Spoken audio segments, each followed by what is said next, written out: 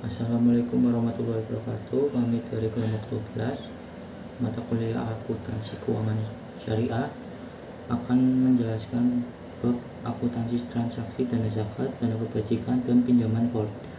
Sebelumnya, perkenalkan anggota kelompok kami. Yang pertama Zulfikar Faris Alkowis, yang kedua Ananda Febri Melianawati, dan yang terakhir Widyadina Budiastuti.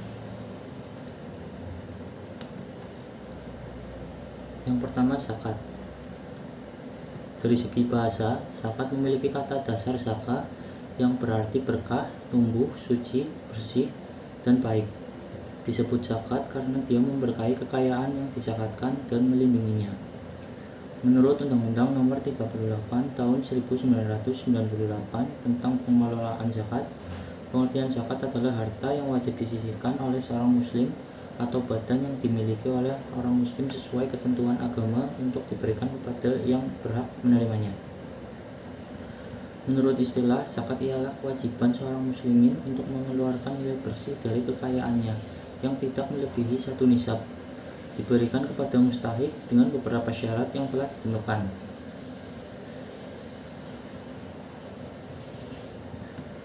Selanjutnya ada sumber dana zakat di bank syariah dan penyaluran dana zakat.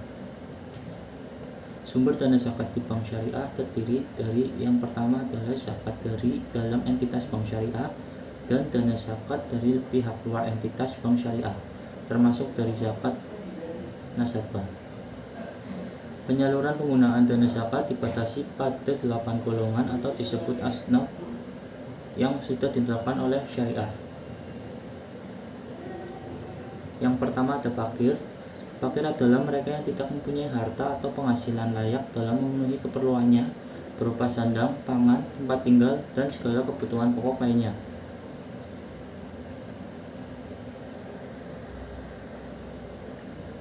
Baik untuk dirinya sendiri maupun bagi mereka yang menjadi tanggungannya. Yang kedua miskin. Miskin adalah mereka yang mempunyai harta atau penghasilan layak dalam memenuhi keperluannya dan orang lain yang menjadi tanggungannya, tetapi tidak sepenuhnya terpenuhi. Yang ketiga, amilin. Amilin adalah pihak yang mengurus zakat. Para amil mempunyai berbagai macam tugas dan pekerjaan, semua berhubungan dengan pengaturan administrasi dan keuangan zakat, yaitu mendata orang-orang yang wajib zakat dan macam zakat yang diwajibkan padanya, juga besar harta yang wajib dizakati, kemudian mengetahui para mustahik atau penerima zakat, berapa jumlah mereka, berapa kebutuhan mereka, serta besar biaya yang dapat mencukupi dan hal-hal lain yang perlu ditangani, misalnya pengadministrasian dan pelaporan sumber dan penggunaan dana zakat. Yang keempat, para mu'alaf. Mu'alaf adalah mereka yang diharapkan kecenderungan hatinya atau keyakinannya dapat bertambah pada Islam atau menghalangi niat jahat mereka atas kaum muslimin atau harapan akan ada manfaat mereka setelah membela dan menolong kaum muslimin dari musuh. Yang kelima ada riqab, yaitu orang yang belum merdeka atau budak. Budak yang tidak memiliki harta dan ingin memerdekakan dirinya berhak mendapat zakat sebagai uang tebusan. Dalam konteks yang lebih luas, budak zaman sekarang seperti tenaga kerja yang dianiaya dan diperlakukan tidak manusiawi. Yang keenam ada orang yang berhutang atau ghorimin. Menurut Imam Malik, Syafi'i, dan Hambali, bahwa orang yang memiliki hutang terbagi kepada 2 golongan. Yang pertama, orang yang mempunyai hutang untuk kemaslahatan dirinya sendiri, termasuk orang yang mengalami bencana seperti banjir, hartanya habis terbakar, dan orang yang berhutang untuk menafkahi keluarganya. Yang kedua, orang yang mempunyai hutang untuk kemaslahatan masyarakat. Ulama Syafi'i berpendapat bahwa orang yang berhutang untuk meramaikan masjid, membebaskan tawanan, menghormati tamu, hendaknya diberi bagian zakat walaupun ia kaya, jika kayanya itu dengan memiliki benda tidak bergerak, bukan memiliki uang. Kemudian ada yang ketujuh adalah fisabilillah, orang yang berjuang di jalan Allah. Menurut tafsir Ibnu Absir dalam An-Nihayah, arti kalimat sabilillah terbagi menjadi 2. Yang pertama menurut bahasa adalah setiap amal perbuatan ikhlas yang dipergunakan untuk bertakarub kepada Allah, meliputi segala amal perbuatan soleh, baik yang bersifat pribadi maupun yang bersifat kemasyarakatan. Yang kedua, arti bersifat mutlak adalah berperang di jalan Allah seolah-olah khusus untuk jihad. Dan yang terakhir adalah Ibnu Sabil. Menurut Ibnu Said, Ibnu Sabil adalah musyafir. Apakah ia kaya atau miskin? Apabila mendapat musibah dalam bekalnya atau hartanya sama sekali tidak ada, atau terkena suatu musibah atau atas hartanya, atau ia sama sekali tidak memiliki apa-apa, maka keadaan demikian hanya bersifat pasti.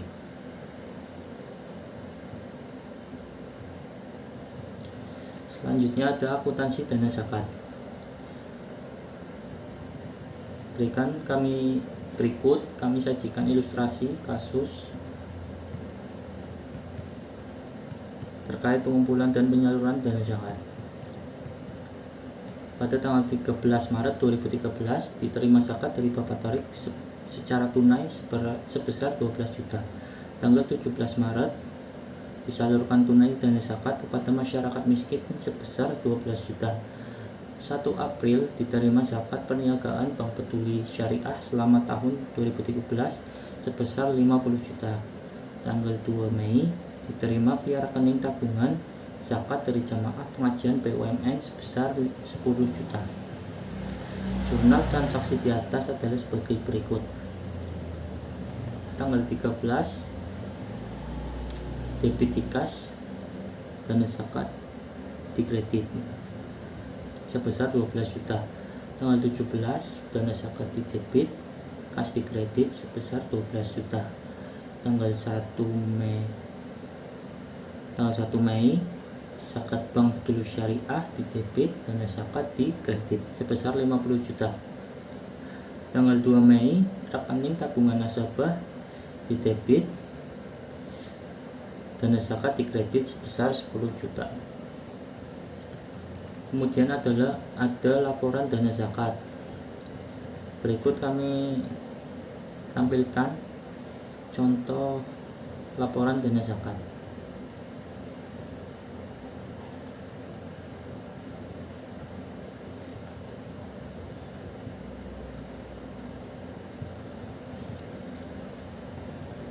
Yang selanjutnya adalah dana kebajikan. Dana kebajikan merupakan dana sosial di luar zakat yang berasal dari masyarakat yang dikelola oleh bank syariah. Dana kebajikan bisa juga disebut dengan dana Qard.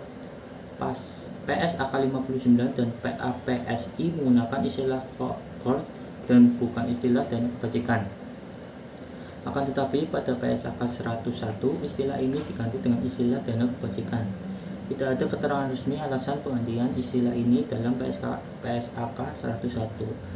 Akan tetapi adanya istilah dana kebajikan memberi fleksibilitas dalam sumber maupun penggunaan dana tersebut, mengingat istilah Qard lebih tepat digunakan untuk transaksi yang terkait dengan pinjam-meminjam tanpa bunga. Kemudian adalah landasan hukum dan kegunaan dana kebajikan. Berdasarkan PSAK 101 paragraf 75, sumber dana kebajikan terdiri atas infak, sedekah, hasil pengelolaan wakaf sesuai dengan perundang-undangan yang berlaku, pengembalian dana kebajikan produktif, denda, pendapatan non-halal, sumbangan, atau hibah. Infak dan sedekah yang dimaksud dalam dana kebajikan adalah semua jenis infak dan sedekah baik yang ditentukan secara khusus oleh pemberi infak dan sedekah maupun yang tidak. Denda merupakan sanksi berupa uang yang dikenakan oleh bank syariah kepada nasabah yang mampu, tetapi dengan sengaja menunda-nunda pembayaran kewajibannya kepada bank syariah. Semua penerimaan bank syariah dari nasabah yang merupakan denda dimasukkan ke dalam dana kebajikan. Sumbangan atau hibah pada dasarnya merupakan salah satu bentuk sedekah sunnah.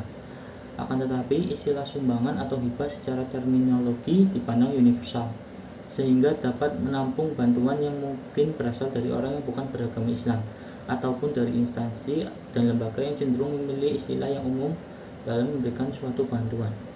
Pendapatan non-halal merupakan sumber dana kebajikan yang berasal dari transaksi bank syariah dengan pihak lain yang tidak menggunakan skema syariah. Untuk keperluan lalu lintas keuangan, bank syariah dalam hal tertentu harus memiliki rekening di bank konvensional. Dengan memiliki rekening di bank konvensional, baik yang ada di dalam maupun luar negeri, adanya bunga bank dari bank mitra merupakan suatu yang tidak dapat dihindari.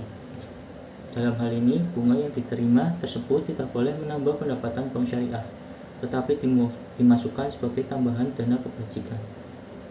Berdasarkan PSAK 101, dana kebajikan dapat digunakan untuk dana kebajikan produktif, sumbangan, dan penggunaan lainnya untuk kepentingan umum. Oke, selanjutnya terkait akuntansi dana kebajikan. Di sini disediakan contoh kasus transaksi terkait penghimpunan dan penyaluran dana kebajikan. Pada laporan keuangan tahun 2020, saldo dana kebajikan Bank Syariah Peduli adalah sebesar 10 juta rupiah. Berikut adalah transaksi yang terkait dengan dana kebajikan pada BPRS Peduli selama tahun 2021. Transaksi pertama terjadi pada 5 Januari 2021, diterima infak dari Bapak Andan secara tunai sebesar 2 juta rupiah.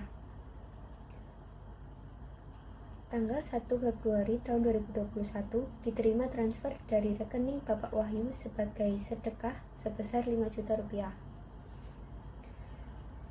Tanggal 7 Maret tahun 2021, diterima transfer dari rekening Bapak Rudi sebagai denda atas keterlambatan pembayaran angsuran muharabah sebesar Rp100.000. Tanggal 13 April 2021, diterima bunga dari rekening PT Antariksa sebagai sumbangan sebesar 10 juta rupiah. Tanggal 30 April tahun 2021, diterima bunga dari rekening giro di Chase Manhattan Bank sebesar 250.000. Tanggal 15 Mei 2021, disalurkan dana kebajikan sebagai sumbangan kepada Panti Asuhan Yatim Putra Muhammadiyah secara tunai sebesar 10 juta rupiah. Tanggal 11 Juni tahun 2021, disalurkan dana kebajikan sebagai sumbangan kepada Sekolah Dasar Negeri 1 Sidoarjo secara tunai sebesar 5 juta rupiah. Tanggal 12 Agustus 2021, disalurkan secara tunai dana kebajikan untuk pinjaman Khodrul Hasan Mbah Mujir yang hendak merintis usaha pisang goreng sebesar Rp100.000. Tanggal 8 September 2021, diterima secara tunai pengembalian dana Khodrul Hasan tahap 1 oleh Mbah Mujir sebesar Rp50.000. Tanggal 18 Oktober 2021, disalurkan dana kebajikan untuk pinjaman Khodrul Hasan Ibu Sukini yang hendak merintis usaha pecel lele sebesar Rp500.000. Tanggal 17 Desember 2021, diterima secara tunai pengembalian dana Khodrul Hasan tahap 2 oleh Mbah Mujir sebesar Rp50.000 dan tahap 1 oleh Ibu Sukini sebesar Rp100.000. Nah, maka jurnal transaksi yang dapat dicatat adalah sebagai berikut. Tanggal 5 Januari, kas pada dana kebajikan sebesar 2 juta rupiah. Tanggal 1 Februari, rekening nasabah pada dana kebajikan sebesar 5 juta rupiah.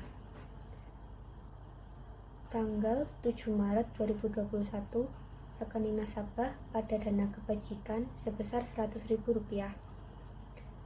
Tanggal 13 April, rekening nasabah pada dana kebajikan sebesar 10 juta rupiah. Tanggal 30 April, giro pada bank lain pada dana kebajikan sebesar Rp250.000. Tanggal 15 Mei, dana kebajikan pada kas sebesar 10 juta rupiah. Tanggal 11 Juni, dana kebajikan pada kas sebesar 5 juta rupiah. Tanggal 12 Agustus, dana kebajikan pada kas sebesar Rp100.000. tanggal 8 September kas pada dana kebajikan sebesar Rp50.000. Kemudian 18 Oktober dana kebajikan pada kas sebesar Rp500.000, dan pada tanggal 17 Desember 2021 kas pada dana kebajikan sebesar Rp150.000. Oke, selanjutnya untuk laporan dana kebajikan.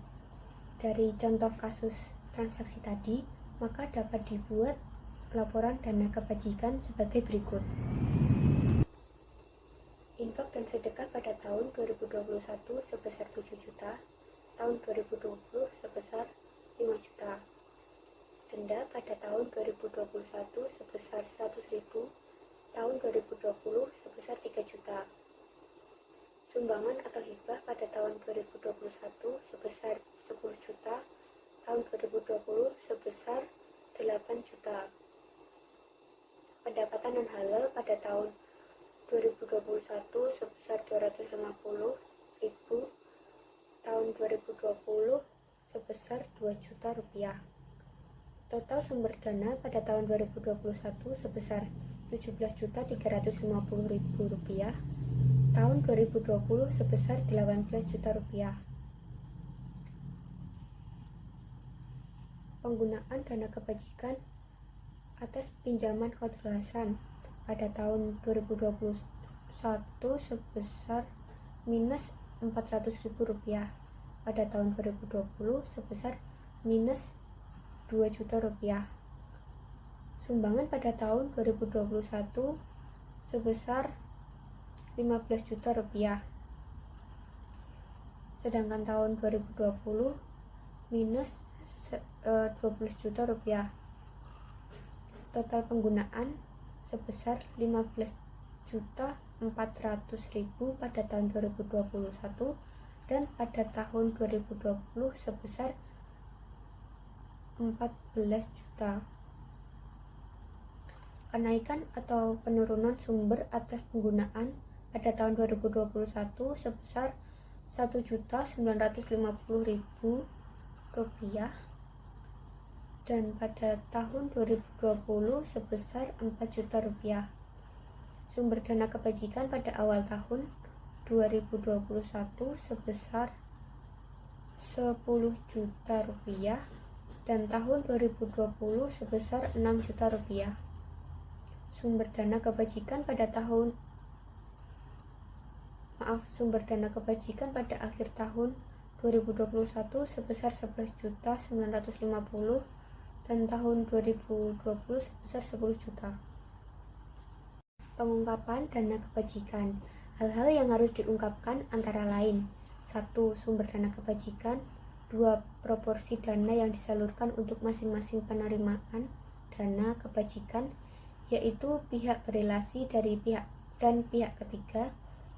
Yang ketiga, ada alasan terjadinya dan penggunaan atas penerimaan non-halal. Selanjutnya ada pinjaman qard. Masuk ke definisinya. Secara terminologi, qard berarti menyerahkan harta kepada orang yang menggunakannya untuk dikembalikan gantinya pada suatu saat. Qard merupakan transaksi yang diperbolehkan oleh syariah dengan menggunakan skema pinjam-meminjam. Akad qard merupakan akad yang memfasilitasi transaksi peminjaman sejumlah dana tanpa ada pembebanan bunga atas dana yang dipinjam oleh nasabah. Selanjutnya ada manfaat transaksi pinjaman qard bagi bank syariah. Yang pertama, pemenuhan tanggung jawab sosial. Yang kedua, menyalurkan dana sosial yang dihimpun oleh bank syariah. Yang ketiga, sebagai produk pelengkap kepada nasabah. Yang keempat, sebagai skema khusus untuk membantu pegawai bank syariah. Yang kelima, pengambil alihan utang bank konvensional terhadap bank syariah. Disyariahkan dalam PAPSI tahun 2013 halaman 7.1, akad qard dalam lembaga keuangan syariah terdiri dari dua macam, yaitu akad qard yang berdiri sendiri untuk tujuan sosial semata dan akad qard yang dilakukan sebagai sarana atau kelengkapan transaksi lain yang menggunakan akad muwadah dalam produk yang bertujuan untuk mendapatkan keuntungan. Ketentuan syar'i transaksi pinjaman qard. Disyariatkan qard mengacu pada Al-Quran dan As-Sunnah antara lain. Yang pertama, Quran Surat Al-Baqarah ayat 245. Kemudian ada hadis riwayat Ibnu Hibban. Dan selanjutnya ada hadis riwayat Bukhari. Ketentuan yang terkait dengan transaksi pinjaman qard meliputi berbagai aspek, antara lain, yang pertama, larangan mensyaratkan tambahan pengembalian atas suatu pinjaman. Yang kedua, larangan menunda pembayaran pinjaman bagi orang yang mampu. Yang ketiga, perintah meringankan beban orang yang kesulitan membayar pinjaman.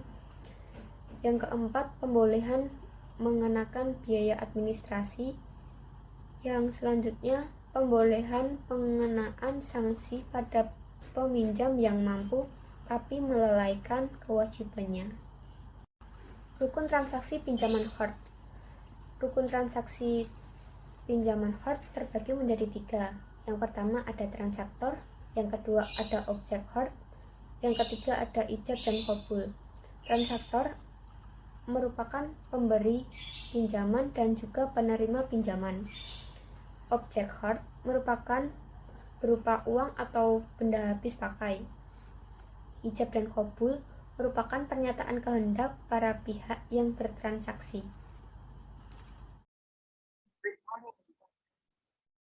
Baik, yang selanjutnya akan saya sampaikan tentang pengawasan syariah transaksi pinjaman qard. DPS dalam menjalankan tugasnya menyatakan pendapat tentang kesesuaian operasional bank syariah melakukan berbagai pengujian terkait transaksi pinjaman qard. Pengujian tersebut antara lain meneliti apakah pembiayaan yang diberikan berdasarkan prinsip qard tidak dipergunakan untuk kegiatan yang bertentangan dengan prinsip syariah. Meneliti bahwa nasabah yang terkena sanksi denda adalah nasabah yang lalai, yaitu nasabah yang mempunyai kemampuan secara ekonomi untuk membayar namun sengaja menunda pembayaran. Memastikan bahwa bank telah memberikan kelonggaran waktu yang cukup kepada nasabah untuk melunasi kewajibannya dalam hal nasabah tersebut mengalami kesulitan keuangan akibat penurunan usaha. Meneliti apakah pendapatan yang diterima bank dari nasabah atas pengenaan sanksi telah dilakukan sebagai sumber dana kebijakan. Memastikan sumber dana yang digunakan untuk pembiayaan qard konsumtif dan bersifat sosial adalah bukan berasal dari dana investasi atau modal bank. Memastikan bahwa sumber dana yang digunakan untuk pembiayaan qard dalam rangka dana talangan nasabah adalah berasal dari modal bank.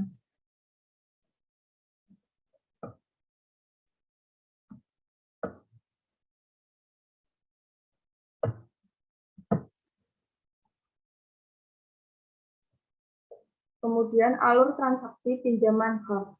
Pertama, bank syariah melakukan evaluasi dan seleksi terhadap kelayakan nasabah menerima pinjaman qard.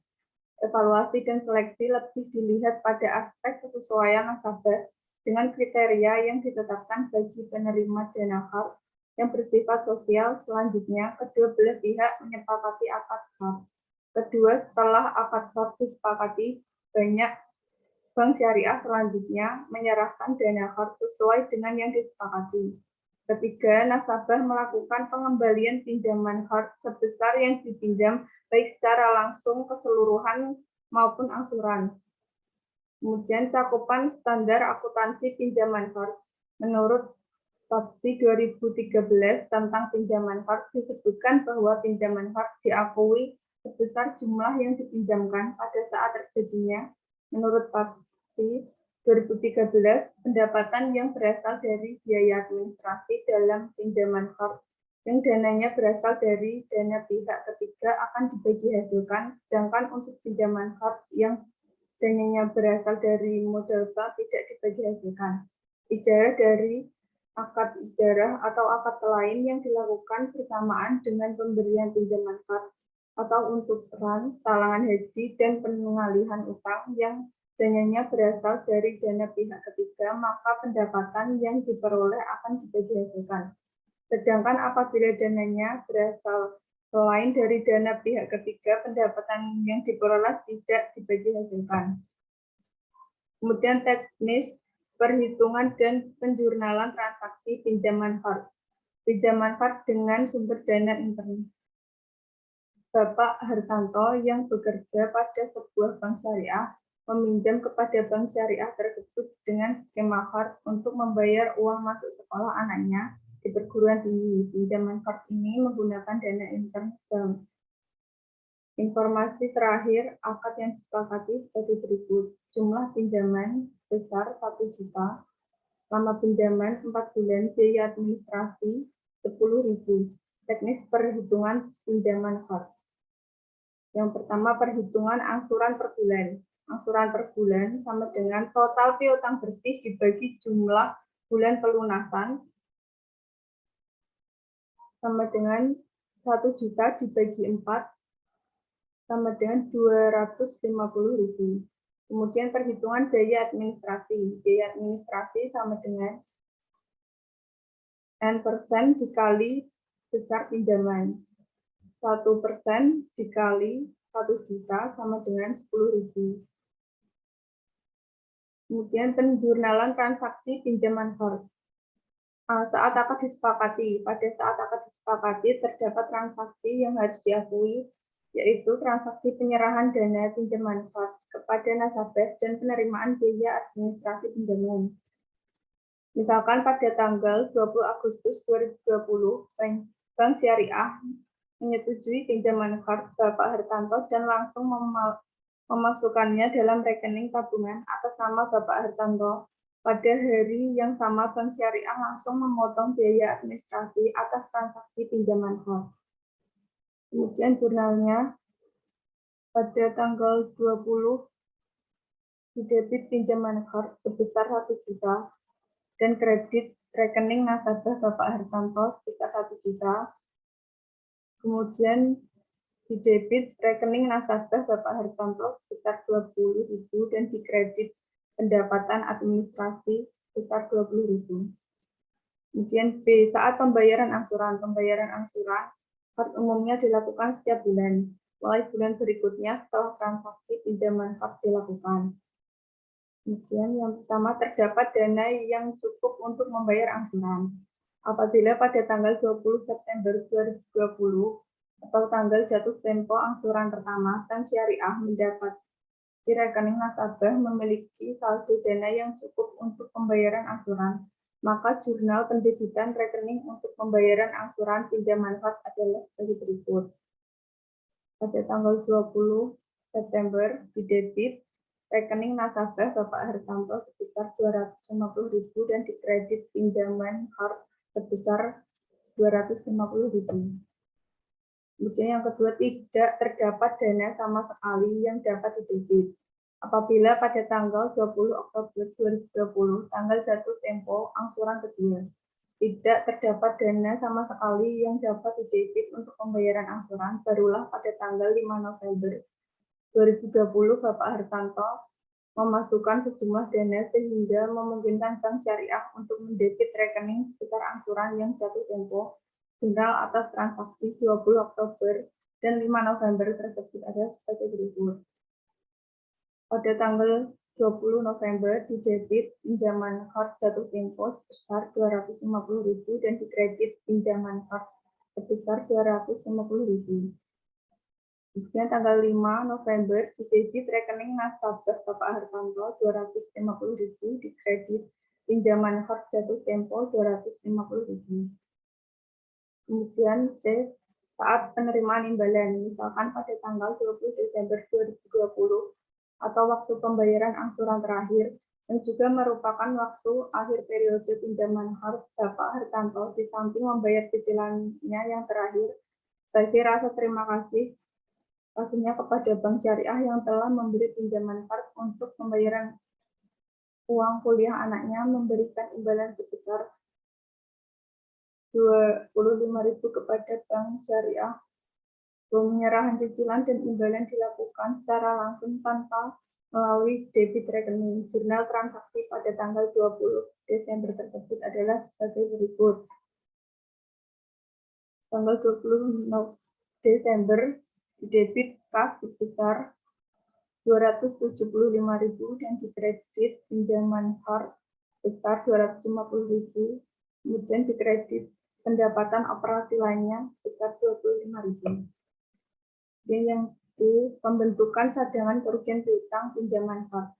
Misalkan pada pertengahan bulan Desember 2007, Bapak Hartanto melaporkan dirinya mengalami musibah sehingga diperkirakan tidak mampu membayar cicilan terakhirnya.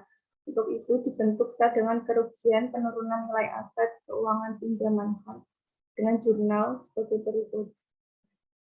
Didebit beban kerugian penurunan nilai aset keuangan pinjaman hard sebesar 250.000 dan dikredit cadangan kerugian piutang penurunan nilai aset keuangan pinjaman hard sebesar 250.000. Kemudian penyajian pinjaman hard berdasarkan Perpu 2013/7.2 disebutkan bahwa pinjaman hard yang bersumber dari dana interbank dan dana pihak ketiga disajikan pada pos pinjaman hard. Kedua, cadangan kerugian penurunan nilai pinjaman hard disajikan sebagai pos lawan atau kontra account pinjaman hard.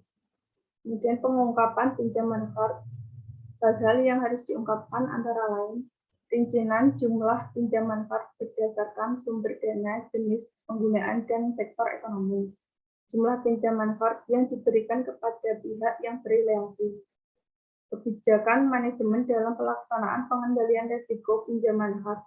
Sebesar pinjaman hard yang dihapus buku yang menunjukkan saldo awal, penghapusan selama tahun berjalan, penerimaan atas pinjaman hard yang telah dihapus bukukan, dan pinjaman hard yang telah dihapus lagi, dan saldo akhir pinjaman hard yang dihapus buku.